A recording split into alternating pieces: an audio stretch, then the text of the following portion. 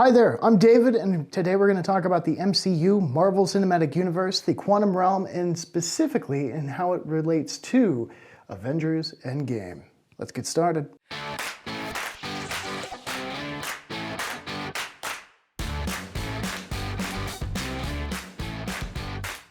So essentially, the quantum realm in the MCU is like another dimension or another reality. It is its own layer or another universe, parallel or not even parallel to our own. So there are only a few ways to get down to the quantum realm in the MCU, one of which being Pym particles, such as what Ant-Man uses, and others within the Ant-Man series of films, and also magic. According to Doctor Strange was able to get through there as well. There are a few clips of that as well.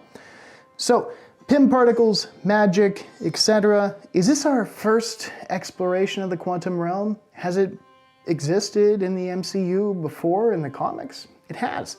Originally it was called the Miniverse, and unfortunately for the film, well, Miniverse term was owned by Paramount, so it couldn't be used in the movies.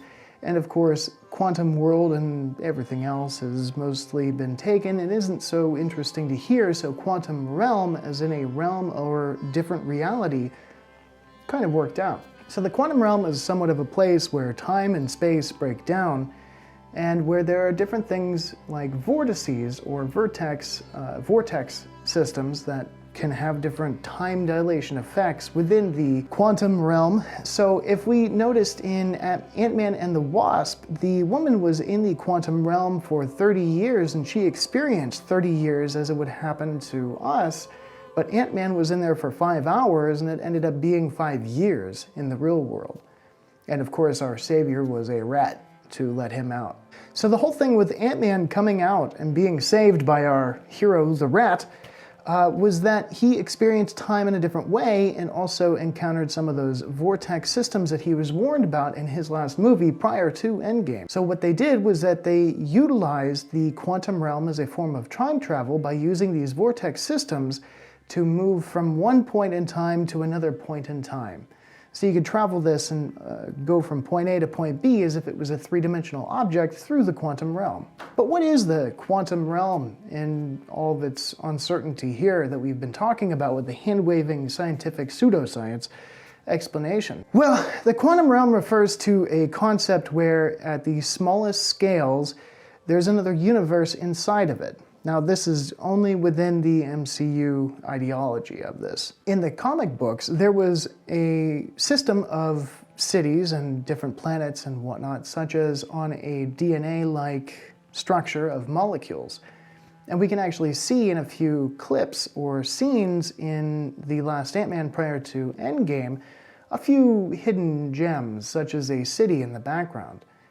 And of course, Doctor Strange's trip through the quantum realm as well.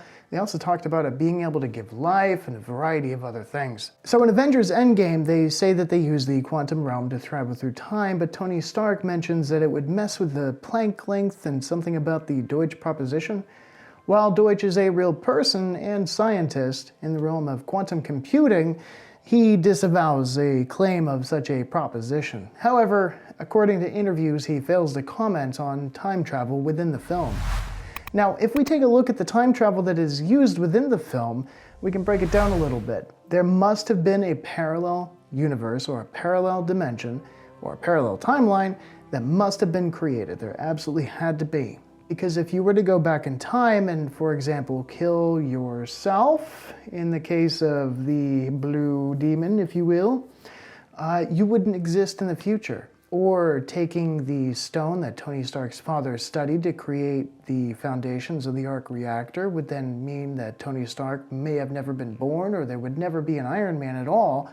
So that didn't happen either. So these timeline changes would have affected that reality, and there were no time loops or anything like that at all whatsoever. There were no consequences. Now, oftentimes in movies, they throw words that sound scientific at ideas just to have a plot system that they can utilize.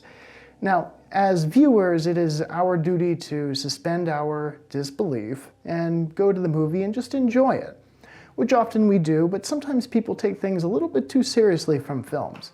So just because the word quantum is in there doesn't mean it's a legitimate thing, and just because we use various scientific mumbo-jumbo in shows like Star Trek even, doesn't mean that that's an actual conversation that ever took place.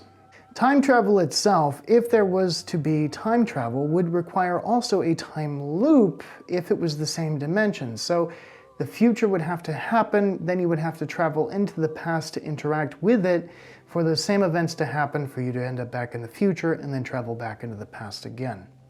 So that didn't happen. Parallel timeline. Dr. Clifford Johnson from the University of Southern California, a professor there, is an individual who has advised the MCU directors and writers several times.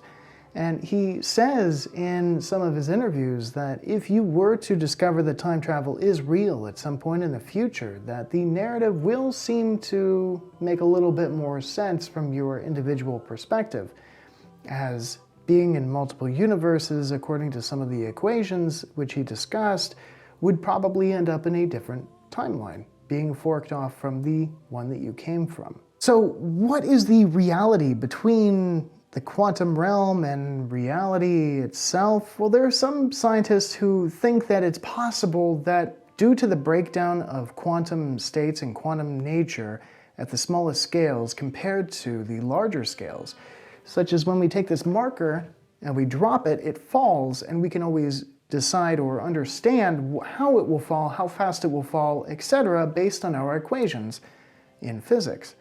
Quantum physics is more unpredictable. Something can exist as a wave or a particle or exist in a superposition, and we don't know exactly where the heck it's going to end up, as in the experiment with the double slit for photons or electrons.